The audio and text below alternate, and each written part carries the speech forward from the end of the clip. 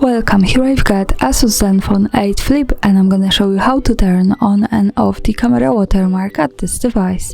Let's start by tapping on the camera button to open it, and for now we are on the standard photo mode.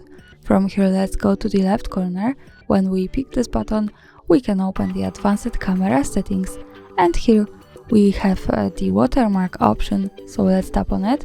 Now we get access to some watermark settings. Let's focus on first position, device name watermark. By using the button from the right we can turn it on and off as we need, and when we have it turned on we can add the ASUS ZenFone 8 Flip watermark to our pictures. As you can see we have also a short preview how it looks like, so it appears in the left corner at the bottom. And that's all, thanks for watching, subscribe our channel and leave the thumbs up.